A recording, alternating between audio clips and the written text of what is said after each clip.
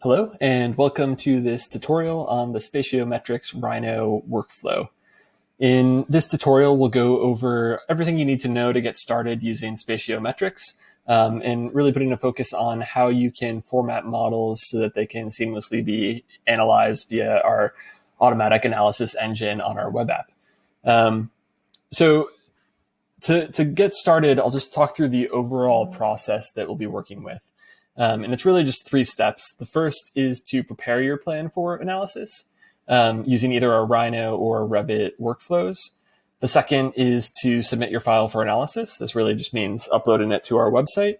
And then once you upload it, a series of automated analyses will happen on the back end, and you'll see the results of the analysis within a matter of 10 or 20 minutes on the website, on the dashboard. And so once you have things on the dashboard, you can create custom scorecards, you can create custom data visualizations or floor plan visualizations, and this will allow you to use the app. So it's really just a 3-step process, and in this tutorial in particular, we'll focus on this first step of preparing a floor plan for analysis. Like I mentioned, there's a Rhino workflow and a Revit workflow. To talk a little bit about the differences, the Rhino workflow is really great for if you're working with any type of input. So whether it's a CAD plan or a raster image like a JPEG or a PNG or a PDF, you can bring it into Rhino and then trace or copy different objects onto different layers in Rhino and then upload it to the website without any issue. Alternatively, we are, well, depending on when you're listening to this, we could have already released, or it could be coming soon, this Revit plugin that'll automate a bunch of this process. So if that's something that you're interested in trying out, check on our website to see if it's up and ready, or if not, feel free to reach out, and we're happy to get you set up with the beta of that. So to kick things off with this Rhino workflow, what we're going to do is, the Rhino workflow really focuses on creating a Rhino file that is structured in a way that our analysis engine can run on it. And so that simply just means getting the geometry for different parts of the architecture into a different layer structure in Rhino. So the app itself has, or the documentation here, which I'll link to in this video, is lets you download this sample file that I'll be working with in the tutorial. And I use that really to start any project that I'm uploading to Spatio as a way of getting started with a layer format that's already in place. So all you have to do is bring things in and either trace things or copy and paste them or move them onto the appropriate layers. And there are 3 required layers to get started with Spatio Metrics. It's just the room outlines, the circulation, and then any visual barriers. And the room outlines are what allow us to calculate any kind of programmatic information like room area or room counts. It also just forms the basis for the visualizations. So every room that you see here is just something that's been input onto the room layer. Everything on the circulation layer feeds into anything to the travel distance or to the simulated foot traffic analyses. And then the visual barriers contribute to any of the visibility analyses. So things like staff supervision, privacy, access to windows. So really, these are the only 3 inputs that you need to get started. The documentation also includes a handful of optional layers to give you more fine-grained control over the analyses, and I'll talk through those as well. But to get started, I'll kind of walk through the Rhino file and walk through this template file, which I've downloaded and opened in Rhino here. And you can see here that there are a handful of layers in here, and some of them, and this layer structure is what lets our analyses know what geometry to use when it's running the analysis. So we'll start with the underlay, and this is really just a guide for you. This is actually not taken in by our analysis engine at all. It's just there as a reference for you as you're drawing. So often, if I'm working with a CAD file, I'll bring everything in and then drop it in the underlay layer. You can have sub layers. Everything will be ignored on this one in particular. And then you can kind of copy and paste things onto the other layers as needed. Or if you're working with a raster image like a PNG, you can use the picture command in Rhino, and that will give you the option to pull up the a sample floor plan image, or whatever image you're using as the backdrop, and you can put that in, scale it appropriately. Often, to scale it, like say we know that this wall is 100 feet long, I could draw a line that's 100 feet long, and then use the orient command and then make sure that scale is set to yes, that we want to scale it in 3 dimensions, and then we can do reference point 1, reference point 2, and then scale it in that way to get an underlay that's the appropriate size. Note also that the units for this template file are feet, and that's because the analysis currently work only with feet. So do make sure that your Rhino units are set to feet when you're submitting something for analysis, or else the numbers could be a little bit off. And one other tip for if you're working with a raster image as an underlay, you can click on that, and then you can set the material and use an object transparency. So you can bump it up to whatever works best to make it legible enough that it's there to help you do the tracing or the work, but it recedes enough into the background so that you don't see it. Great. So that's kind of the overall setup. And again, everything on the underlay layer is ignored. But going back to the required layers in this layer format, I'll talk through the room outlines first. And again, when you go into the app, it's really, this is what shows up. This is the geometry that shows up is something that you can hover over and get more details on. And it shows up for every analysis. It's on these layers that you also can specify which room type a given shape is. So in this case, these ones are patient rooms. We could also, if we didn't want to look at that, but we wanted to look at all the nurse stations, we could click on workspace and we could see those highlighted in the plan as well. And the way that we are telling the system what each geometry is by creating a sub layer under here with each room type. So what you'll want to put each room outline onto a particular layer that is named by that room type, and all nested under O2A room outlines. So here we have a patient room, waiting room, reception, workspace.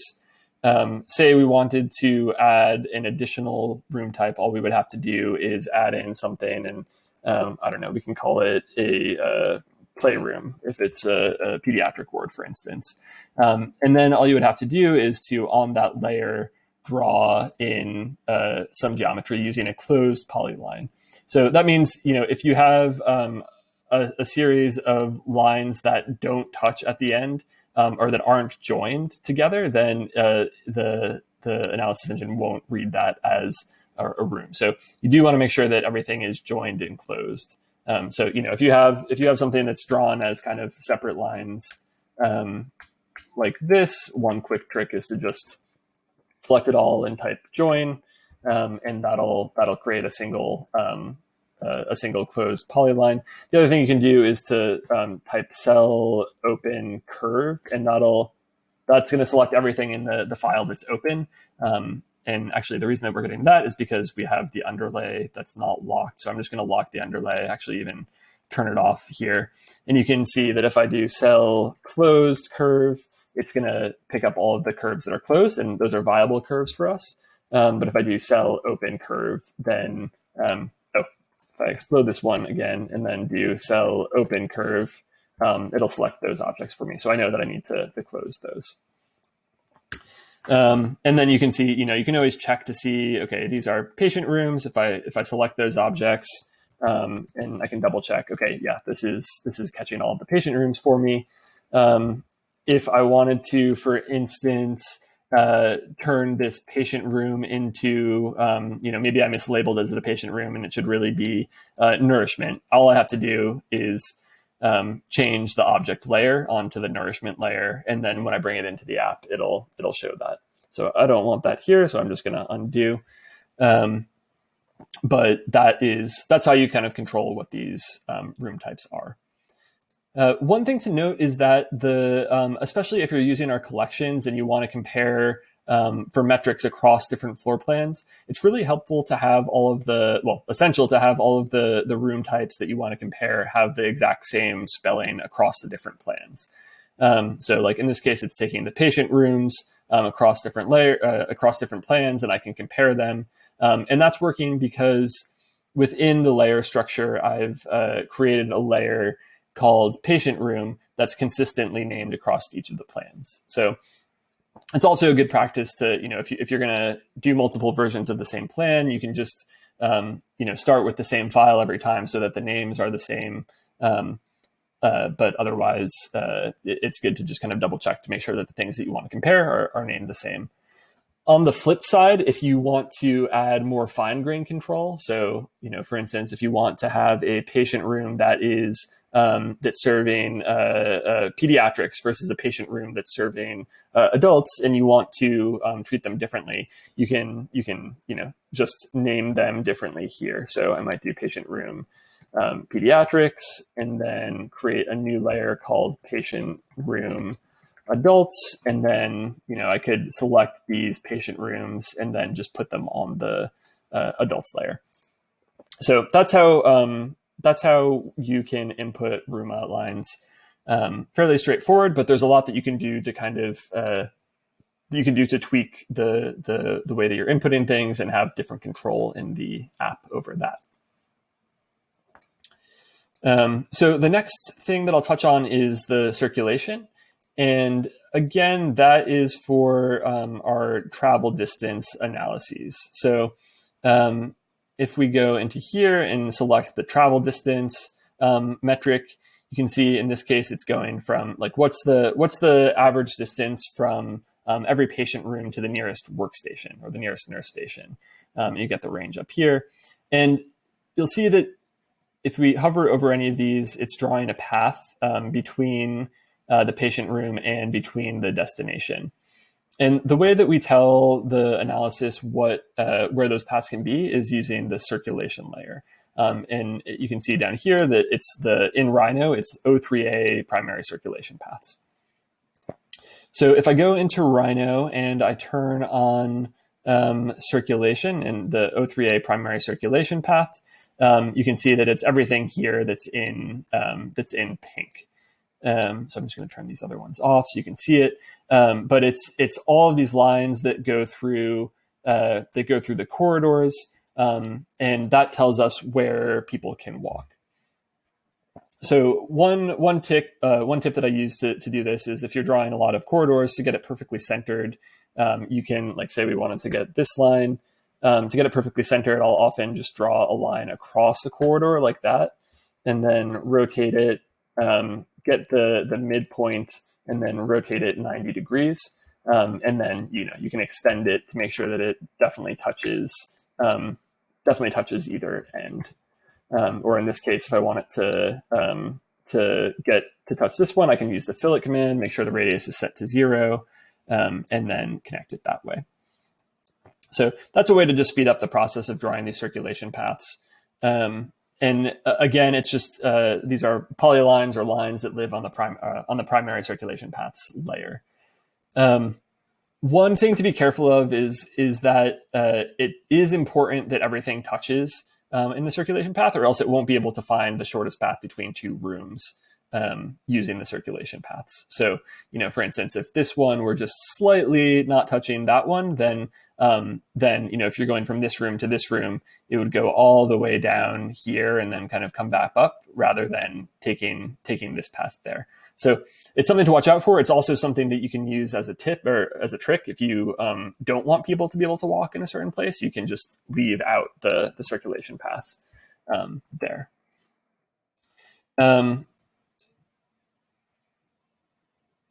So that I think covers the circuit. I guess one other thing to mention is you can upload multiple versions. So if you want to look at the travel distances for staff, you can look at that separately than if you wanted to look at the travel distances for patients. And you can just do that by creating two different versions of the file. And in this case, maybe all of this circulation is accessible to staff, but you don't want patients to be able to cut through these corridors here. So you could upload a simulation of patient circulation by just deleting those and re-uploading the file. So I'm just going to undo those. So we have all the paths here. But that should cover the circulation paths. And then the third required input is visual barriers. And this is really what drives the visibility analyses. So if we switch this and go to let's say to privacy, or maybe to supervision,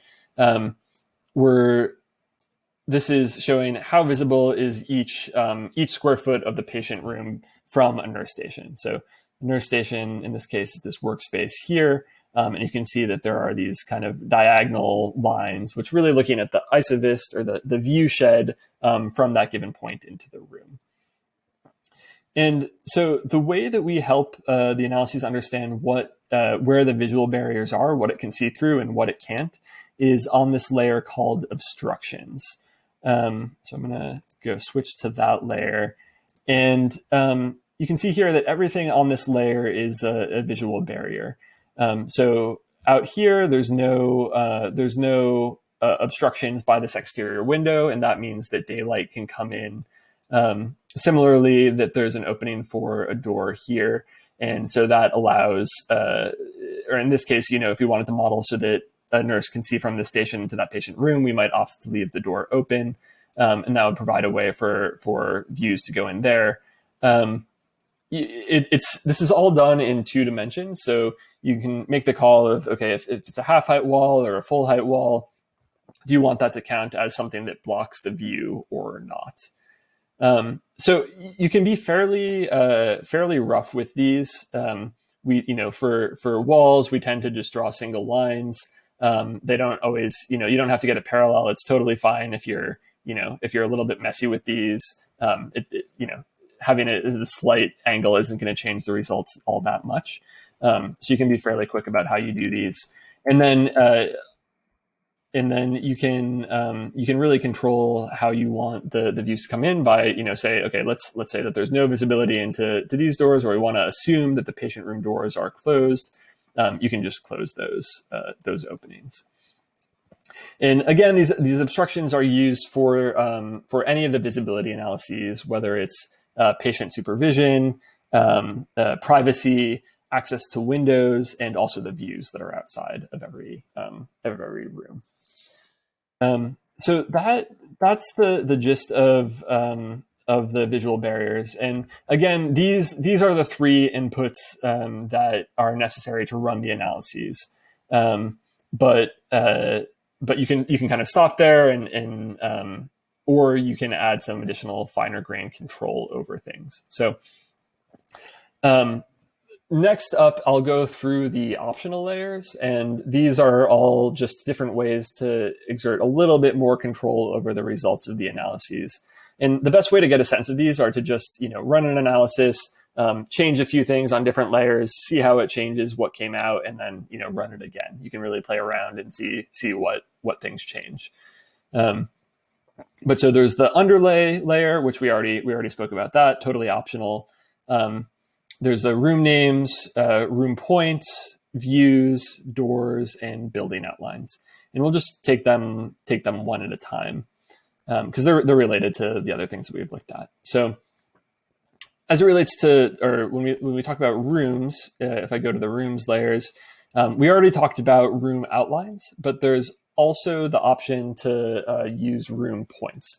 And so you might use this, for instance, if you wanted to measure the travel distance to something, to like a piece of equipment or to a sink, a defibrillator, but you don't necessarily want to view it on the plan, or you don't care about calculating the area for it.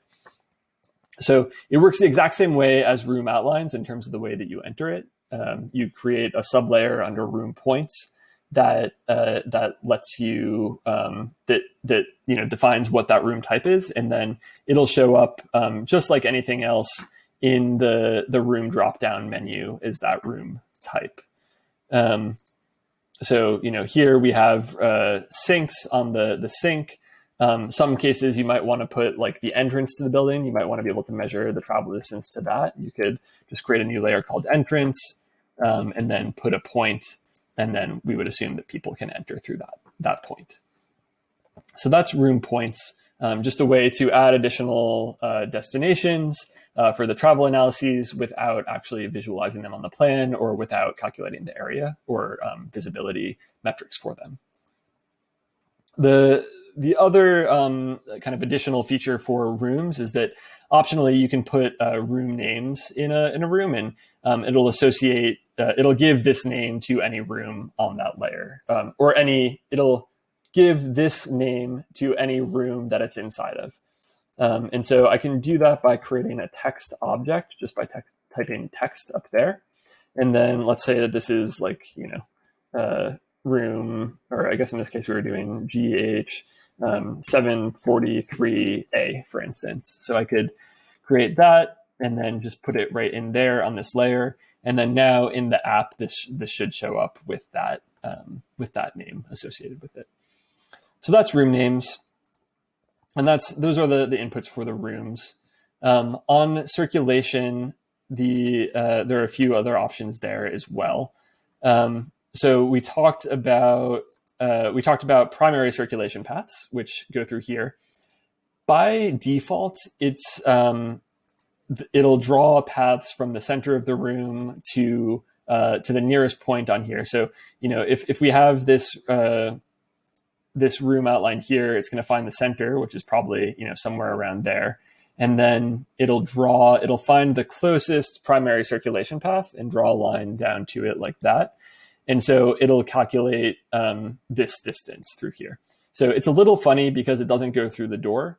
And that's what this door overrides layer lets us do. If you directly on a room outline put a door override point, then what it does is it tells the circulation path to go through that door, so that the circulation is a little bit more intuitive. So not strictly necessary if you're doing something kind of lower res, but if you want to have control over it, you can add the door overrides. And the thing to note there is that it really does have to be directly on the room outline. So if it's just slightly off, it's not going to. If it's up here, it's not going to register that as a door point for that room.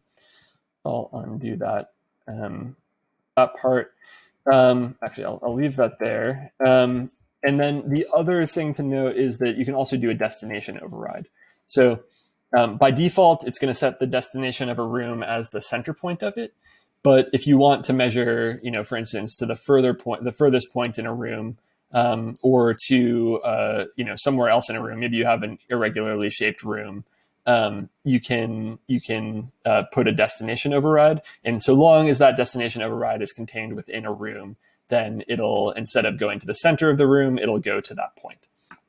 So you can use this to calculate egress if you want to know to the furthest point of the room, or if you want it to be closer to the door, you can do that, or to the head of a patient bed, you can move it there, and it'll override the destination point. I'll do those as well. But those are the tools that we have to deal with circulation. Obstructions, there aren't additional inputs. I think they're fairly straightforward in how they work. And then the other one other thing that you can do to control the view analysis. So let me go to this views and I'll turn that off. But if we go back to the app, there's an option to look at the views outside of every room. And this, uses the obstructions to calculate, is there a view or is there not? And then what is the view? And so here we can see that there's greenery on this side, views to a building over here, and then views to hardscape up here. And what this does, it allows us to create these these pie charts that looks at the breakdown of rooms, and it might be something that you use during schematic design or pre-design to kind of look at different typologies and how it might compare, or how the patient experience might compare over these different options. So the way that we enter that in Rhino is just by creating a sublayer under views for every view type that you want to include, and then drawing those outlines out here. So if I turn off the underlay just to see it a little bit better, you can see these outlines are all on the view layer. If I select the greenery objects, it's just 2 lines that are over here. The building object, it's just over here, and then the hardscape one is up on the top. And so these are again, it's optional, but this is what's used to calculate the view analysis. And one tip is to it's best practice to have all of these connect in the end. So you don't have to join it like a room outline. But if there are any gaps in it, then sometimes rooms might not end up having a view outside of them. So essentially what we're doing is drawing an array out of every room, seeing if it gets past all the obstructions. And then if it does, it figures out which of these it hits. So you could draw it, you can draw it out here. You can be pretty fast and loose with this one as well. And of course, the best way to get familiar with it is to just, play around with it, submit something, revise it as you see fit. So that's views. And then the final optional input is outlines. So everything that you put on the outline layer, I think any linear geometry might also accept arcs and curves in the coming soon. But anything you put on the outline layer will show up in the app as this kind of light gray image. So you can see like some of them we went a little bit crazy and included the parking information so you can get the site. In some cases, it's just the outline of the building, or in some cases, it's useful to show like an interior courtyard. But really, you can use this as your way to draw on the canvas anything that you want to see aside from the room outlines. And so all you have to do is just draw, essentially whatever you want on here. Typically, we find that plans look great if you trace the outline of the building and then offset it by about 1.5 feet or something to just give it a little bit of space between the patient room, or between the rooms and the offset. But that's how you can work with outlines in the outline layer. So I think that covers it. We've gone over the underlay, which is the way to just give you something to draw on, but isn't included in the analysis. A way to assign room names to each room. An additional way to input rooms if you don't want to calculate visibility analyses for them or area analyses. Views, which is the way to set what's outside of the windows for the view analysis. Doors to control how the circulation paths work. We also, it's not mentioned here, but we also have the destination overrides, which work in a similar vein. And then the building outline to really just create that kind of visual backdrop for the floor plans that are in the app. So that covers all of the inputs. At the end of this process, you should have a file that has all these different inputs on it. Or at least the three main inputs on it.